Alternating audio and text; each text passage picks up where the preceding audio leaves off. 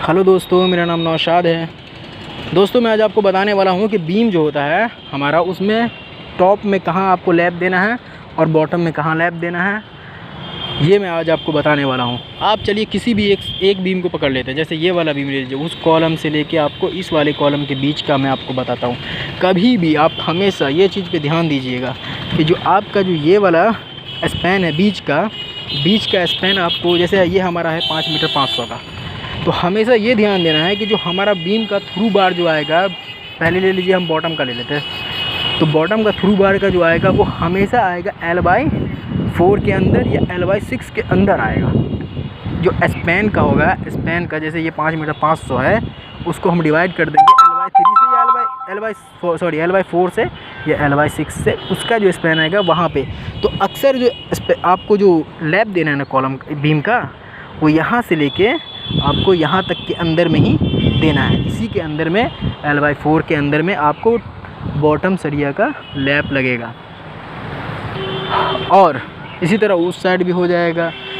और अब आपको बताता हूँ कि टॉप का सरिया का हमेशा लैपिंग जोन कहाँ बनना चाहिए। वो होना चाहिए आपके बीचों बीच में, सेंटर में होना चाहिए, बिल्कुल सेंटर में।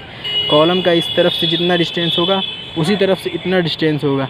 50, 60 mm, 70 mm से कोई फ़र्क नहीं पड़ता है। आप इस सेंटर में आपको कॉलम को लैप देना है टॉप का सरिया का।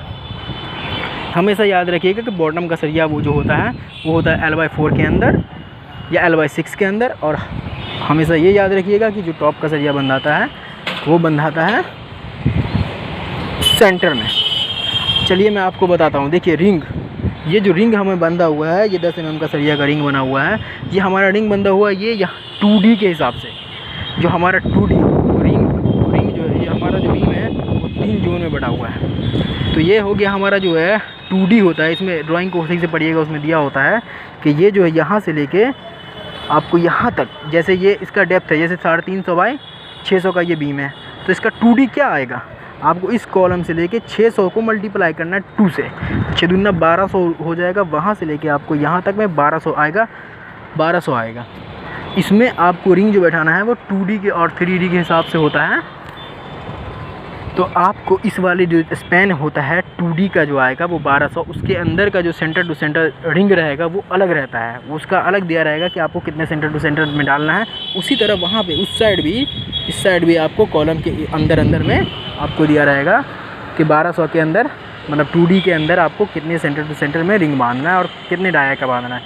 उसके बाद जो भी डाया का रहेगा उसमें 1200 के अंदर में आपको, मान लीजिए कि 100 सेंटर टू सेंटर रिंग है, तो 1200 का सीधा 100 से डिवाइड कर दीजिएगा, तो +1 कीजिएगा हमेशा उसमें।